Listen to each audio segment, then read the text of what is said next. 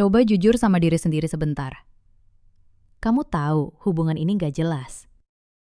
Kamu tahu arahnya abu-abu. Kamu tahu kalau ditanya sekarang pun, kamu bingung mau jawab apa. Tapi entah kenapa, kamu tetap bertahan. Bukan karena kamu bahagia, bukan karena kamu yakin, tapi karena kamu gak siap kehilangan satu-satunya orang yang bikin kamu ngerasa ditemani. Hubungan yang gak jelas itu bukan tanpa rasa. Justru penuh, ada perhatian kecil, ada chat larut malam, ada kebiasaan saling cerita. Masalahnya semua itu datang tanpa kepastian. Kamu dekat, tapi nggak pernah merasa aman. Kamu nyaman, tapi selalu siap kehilangan.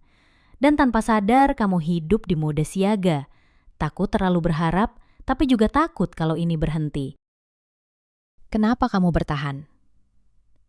Karena otak manusia lebih takut kehilangan daripada takut terluka. Rasa sakit itu jelas, kehilangan itu kosong. Selama dia masih ada, walau setengah-setengah, otakmu bilang, setidaknya masih ada sesuatu. Dan di titik ini, kamu nggak lagi memilih yang terbaik. Kamu memilih yang tidak membuatmu sendirian malam ini. Konfliknya ada di sini.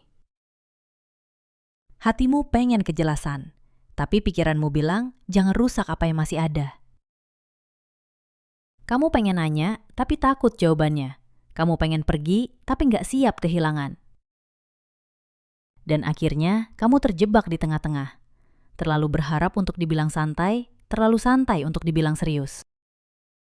Yang paling terluka di hubungan gak jelas, bukan yang datangkan pergi, tapi yang konsisten, yang selalu ada, yang mikir panjang, yang rela nunggu.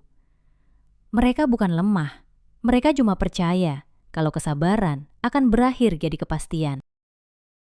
Hubungan ini mulai berbahaya saat kamu mulai menecilkan diri, saat kamu berhenti menyebut kebutuhanmu, saat kamu bilang gak apa-apa padahal kamu capek. Di situ, kamu gak lagi mempertahankan cinta, kamu sedang meninggalkan diri sendiri.